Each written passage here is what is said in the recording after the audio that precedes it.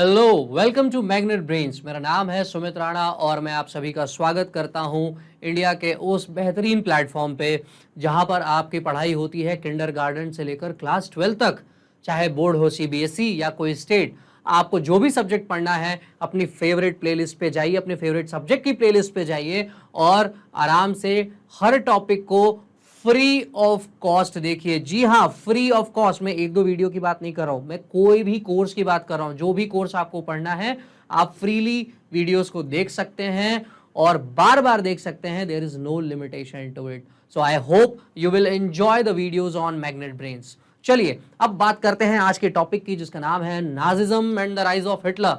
Nazism and the rise of Hitler class 9th का वो important topic है जिसको पढ़ने के बाद आपको एक बात तो समझ में आ जाएगी कि भाई इंपॉर्टेंस ऑफ डेमोक्रेसी क्या है, और काफी चीजें हम समझेंगे इस चैप्टर में। चलिए चैप्टर में आगे बढ़ते हैं, और इससे पहले कि हम चैप्टर के अंदर जाएं हम ये समझ लेते हैं कि इस चैप्टर की वर्थ क्या है when it comes to the school exams. तो देखिए, जो सीबीएसई का करिकुलम है वो ये कहता है कि लगभग 6 मार्क्स का ये चैप्टर आपको वहां पर मिलेगा। कैसे मिलेगा 6 मार्क्स का?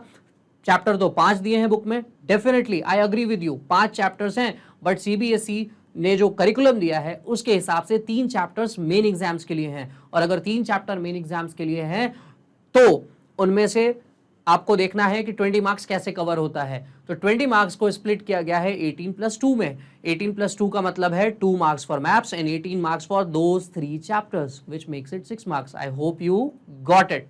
तो चलिए फटाफट देखते हैं कि इस चैप्टर के अंदर हमें क्या पढ़ना है। तो स्टूडेंट्स, इस चैप्टर की शुरुआत होती है हेलमथ नाम के एक लड़के की, और वो हेलमथ जो है जर्मनी में एक लड़का था जिसकी बहुत दर्दनाक कहानी है। वहीं से चैप्टर की शुरुआत होगी। इसके बाद हम चलेंगे वेमार रिपब्लिक के फॉर्मेशन में, कैसे वेमार रिपब्लिक फॉर्म हुआ, क्या इकोनॉमिक क्राइसिस वो फेस कर रहे थे, वो मतलब जर्मनी वाले।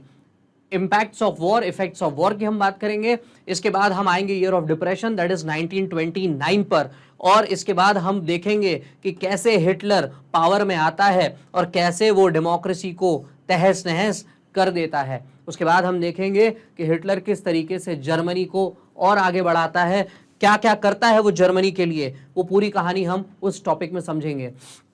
उसके बाद हम देखेंगे कि कैसे नाजिज्म का आइडिया प्रोपगेट होता है पूरे जर्मनी में और उसके आसपास के इलाकों में। हम देखेंगे कि रेशियल इंसिडेंट्स देखेंगे, रेशियल मूवमेंट्स देखेंगे जो कि जर्मनी में आपको दिखाई देंगे, बहुत खतरनाक दिखाई देंगे एक्चुअली। इसके बाद हम पढ़ेंगे नाजी जर्मनी के यूथ के बारे में। हम देखेंगे कि पैदा होने से लेकर जवान होने तक किस तरीके से जर्मनी के लड़कों को परवरिश दी जाती थी, क्या पढ़ाया जाता था।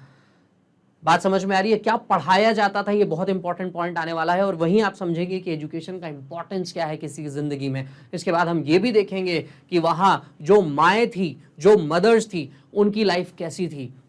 इसके बाद हम आएंगे आम लोगों की जिंदगी में, ऑर्डिनरी पीपल्स की लाइफ हम देखेंगे कि उनकी जिंदगी कैसी थी, वो क्या सोचते थे, वो क्या करते थे, क्या उनको डर था नाजी जर्मनी का या नाजी पावर्स का या हिटलर का, या नहीं था, और अगर था तो कितना, कैसा। और हम इवेंचुअली चैप्टर को एंड करेंगे उस टॉपिक के साथ जिसका नाम है हॉलोकास्ट। ठीक है, और अब हम आते हैं स्टोरी ऑफ हेलमथ पर।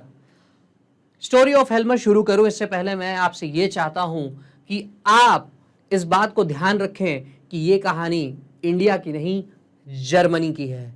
जर्मनी 1945 एक लड़का लगभग 11 साल का, वो अपने बिस्तर पे लेटा हुआ है, उसको बाहर से कुछ आवाज सुनाई देती है। वो आवाज है उसके पेरेंट्स की, और पेरेंट्स बातें क्या कर रहे हैं? पेरेंट्स बातें कर रहे हैं मौत की, मर्डर की, सुसाइड की। किसकी? उसके फादर कहते हैं कि शायद मुझे सुसाइड कर लेना चाहिए। फिर वो इस बात पे डिस्कशन करते हैं कि मेरे साथ साथ शायद हम सबको ही मर जाना चाहिए। इतनी खौफनाक बात सुन के सोचिए उस बच्चे के अंदर क्या बीती होगी। लेकिन अगली सुबह उसके फादर उसको ले जाते हैं जंगल घुमाने। जंगल में वो घूमते हैं, मौज मस्ती करते हैं, गाने गुनगुनाते हैं। वो घर आते हैं, उसके फादर ऑफिस जाते हैं, और अगले दिन ऑफिस में वो अपने आप को गोली मार लेते हैं। कितना डेंजरस, कितना भयावह होगा उस 11 साल के बच्चे हेलमथ के लिए। एक वक्त उसके फादर मौत की बातें कर रहे हैं और एक वक्त पर अपने आप को गोली मार लेते हैं। क्योंकि उसने सुना था, उसके फादर ने कहा था कि हम पूरे परिवार को ही खत्म कर लेते हैं, वो डर जाता है और अगले 9 सालों तक वो अपने माँ के हाथ का दिया हुआ खाना भी नहीं खाता है। वो अपने घर में खाना ही खाना छोड़ देता है, यहाँ तक कि पानी पीना छोड़ देता है। किस डर से? कि उस खाने में, उस पानी में जहर मिला होगा। ये डर था हेलमत का। लेकिन उसके फादर को किस बात का डर था? क्यों कर लिया उन्होंने सुसाइड? क्या हुआ था उनके साथ? ये समझना बहुत जरूरी है। और आपको जानकर आश्चर्य होगा कि उसके फादर थे नाजी जर्मनी के सपोर्टर। उसके फादर तो पेशे से एक फिजिशियन थे, मान लीजिए डॉक्टर कह लीजिए उनको, वो फिजिशियन थे, लेकिन वो नाजी जर्मनी के सपोर्टर थे।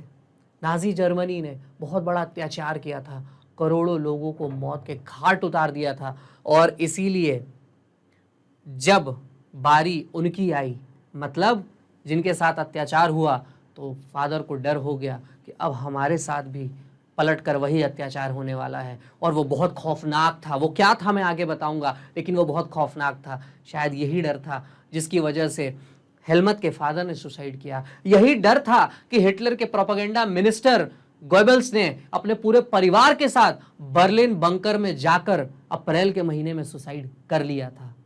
कितना खतरनाक होगा ना? नहीं, ये कुछ भी खतरनाक नहीं है। कहानी तो अब आएगी, कहानी में भयानक चीजें अब दिखाई देगी, वो इस चैप्टर में है। बट उससे पहले मैं आगे बढ़ूं, मैं फटाफट आपका ध्यान ले जाना चाहता हूं उन कीवर्ड्स पर जो कि आपके बुक में मेंशन है और जो एग्जाम पॉइंट ऑफ व्यू से इंपॉर्टेंट भी है। फटाफट देखते हैं। मैंने ईयर मेंशन किया था 1945। ये रहा हेलमत, HELMUTH, जर्मन लड़का। मैंने कहा पूरी कहानी जर्मनी की है। इसके बाद उसके फादर के प्रोफेशन का जो मेंशन किया मैंने, वो फिजिशियन थे। इसके अलावा इन्होंने जो सबसे इंपॉर्टेंट पॉइंट जो कहा है उसके फादर ने, now the allies will do us what we did to the crippled and the Jews. यही तो उनके फादर ने उसकी मां से कहा था कि जो हमने ज्यूज के साथ किया, जो हमने अपंग लोगों के साथ किया, जो हमने बेसहारा लोगों के साथ किया, जो हमने और दूसरे लोगों के साथ किया, वो सब हमारे साथ होने वाला है। That is what was the fear of Helmut's father. ये मैंने आपसे कहा था। इसके बाद मैंने आपको बताया था जंगल की कहानी। इसके बाद जो कहानी है वो है उसके मिनिस्टर गोबल की, ठीक है। और ये है, अगर आप ध्यान से देखें इस चेहरे को, तो ये है हिटलर के प्रोपेगेंडा मिनिस्टर की। प्रोपेगेंडा मिनिस्टर वो व्यक्ति, वो मिनिस्टर जिसने ज्यूज के खिलाफ प्रोपेगेंडा फैलाया, जिसने हिटलर के प्रोपेगेंडा को फेमस किया। प्रोपेगेंडा मतलब क्या? ये वो तरीका होता है जिससे आप एक तरीके की थॉट प्रोसेस हर इंसान के अंदर डाल देते हैं कि लोग वैसा ही सोचें, ठीक है। और जिस हिटलर की मैं बार बार नाम ले रहा हूं वो ये रहा। ये है वो हिटलर जिसके बारे में हम पढ़ेंगे इस चैप्टर में, डिटेल में पढ़ेंगे कि कितना खतरनाक इंसान था ये, ठीक है। और ये तस्वीर देखिए ध्यान से, ये ओरिजिनल तस्वीर है 1932 की तस्वीर है आपके सामने। चलिए, और हिटलर भैया के एम्बिशन क्या थे? पूरे यूरोप को कॉन्कर करना है, पूरे यूरोप पर उनको अपना राज करना है। हम इनके एम्बिशंस के बारे में बहुत ज्यादा पढ़ेंगे और आपको पता चलेगा कि लोग किस हद तक ज्यादा सोच सकते हैं। गोएबल्स की स्पेलिंग ये लिखी हुई है जिनकी तस्वीर मैंने आपको अभी दिखाई, ठीक है। और मेंशन है बर्लिन बंकर का। So do remember the spelling of Berlin bunker. Berlin is a place in Germany obviously. क्यों डर आ गया इतना कि सुसाइड करना पड़ा? क्योंकि जब वॉर एंड होता है, जब वर्ल्ड वॉर एंड होता है, तो उसके बाद नरेमबर्ग नाम की एक जगह में इंटरनेशनल मिलिट्री ट्राइब्यूनल बनता है। इंटरनेशनल मिलिट्री ट्राइब्यूनल का सिंपल सा आप मतलब समझ लीजिए कि मिलिट्री कोर्ट बनती है। और कोर्ट में जब बहस होती है, फाइनली डिसीजंस आते हैं, तो वो यही आते हैं कि जितने भी नाजी वॉर क्रिमिनल्स हैं इनको सजा दी जाए। कौन से क्रिमिनल्स हैं? क्यों उनको क्रिमिनल कहा जा रहा है? क्योंकि उन्होंने इंसानियत का खून किया था। इंसानियत का खून किया था। They committed crime against humanity, they committed crime against the peace and they killed many of the people. और ये नंबर बताऊंगा तो आपके होश उड़ जाएंगे। देखिए नंबर बोर्ड पे लिखा हुआ है, नंबर क्या है? नंबर यह है कि 6 मिलियन ज्यूज को मार दिया, 2 लाख जिप्सीज को मार दिया, 1 लाख 10 लाख नॉट 1 लाख 1 मिलियन मतलब 10 लाख पॉलिश सिविलियंस को मार दिया, 70,000 जर्मन्स को मार दिया जो कि मेंटली और फिजिकली कमजोर थे, जो मेंटली और फिजिकली डिसेबल्ड थे। इसके अलावा और भी कई लोगों को मारा जो हिटलर के सपोर्ट में नहीं थे। इस नंबर को ध्यान से देखिए और अंदाजा लगाइए। नहीं लगा पा रहे हो? मेरे ध्यान से पेन को देखो, मैं क्या लिख रहा हूं। मैंने लिखा 1 मिलियन। 1 मिलियन का मतलब होता है बच्चों 10 लाख, और मैंने यहां लिखा है 6 मिलियन मतलब 60 लाख।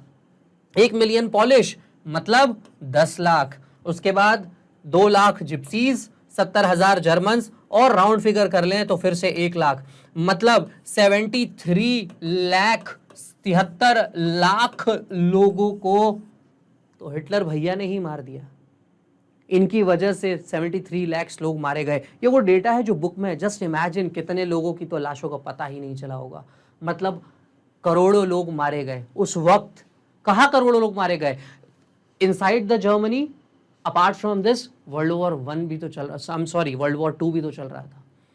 मतलब करोड़ों लोगों की लाशें हर रोज दिखाई देती होंगी। इतनी खतरनाक कहानी हम पढ़ रहे हैं, लेकिन क्यों पढ़ रहे हैं? ये समझने के लिए कि अगर पॉलिटिकल आइडियोलॉजी सही नहीं हो तो देश का क्या हो सकता है, पूरी दुनिया का क्या हो सकता है। देखते हैं मारने के क्या तरीके थे, वो तो मैं आपको डिटेल में बताऊंगा, बट एक हाईलाइट ले लीजिए कि जर्मनी में एक ऑश्विट्ज़ नाम की जगह है जहां पर लोगों को कमरों में बंद कर दिया जाता था और पॉइजनस गैस छोड़ी जाती थी और फाइनली उस पॉइजनस गैस की वजह से उनकी मौत हो जाती थी। तरीके बहुत अलग अलग अपनाए गए लोगों को मारने के लिए, वो हम चैप्टर में पढ़ेंगे। लेकिन फिर से आते हैं उसी नरेमबर्ग ट्राइब्यूनल की, जिसमें उन्होंने क्या किया, मात्र 11 नाजी लीडर्स को मौत की सजा सुनाई और बाकी लोगों को जिंदगी भर जेल में रखा। सिर्फ 11 लोगों को क्यों? क्योंकि जो मैंने कहा, इतनी ज्यादा लाशें देख चुके थे लोग कि अब वो और लाशें नहीं देखना चाहते थे। ये 11 लोग वो थे जो कि बहुत क्रूर माने जाते थे। ये वो लोग थे जो सबसे बड़ी रिस्पॉन्सिबिलिटी रखते थे लोगों की मौत के लिए, ज्यूस की खास तौर पे मौत के लिए, जिनका नंबर था लगभग 60 lakh. Just imagine the rate of murder every day. और सबसे इंपॉर्टेंट बात कि ये सब हुआ क्यों? क्या हो गया था हिटलर को? क्या हो गया था हिटलर को कि उसे इतने लोगों को मारना पड़ा? यह कहानी शुरू होती है थोड़ा और पीछे। अभी तक हम वर्ल्ड वॉर 2 के आसपास की बात कर रहे थे, अब हम वर्ल्ड वॉर 1 के आसपास जाते हैं और वहां हम देखेंगे कि ऐसा क्या हुआ, ऐसा क्या क्या हुआ कि हिटलर को लोगों को मौत के घाट उतारना पड़ा। ठीक है, तो ये सारी चीजें हम आगे देखने वाले हैं। और हम जो देखेंगे फर्स्ट वर्ल्ड वॉर के इवेंट्स को देखेंगे। हम चलेंगे जर्मनी, फर्स्ट वर्ल्ड वॉर के दौरान जर्मनी में क्या हो रहा था, ये सारी चीजें देखेंगे हम नेक्स्ट वीडियो में। चलिए तो आगे बढ़ते हैं फटाफट, और मैं आ गया हूं सबसे इंपॉर्टेंट स्लाइड पे, जो है magnetbrains.com की वेबसाइट, जहां पर आपको मिलेगा प्रीवियस ईयर क्वेश्चन पेपर्स और नोट्स। ये सारी चीजें आप डाउनलोड कर सकते हैं और अपनी पढ़ाई को और इम्पैक्टफुल बना सकते हैं। Thank you so much.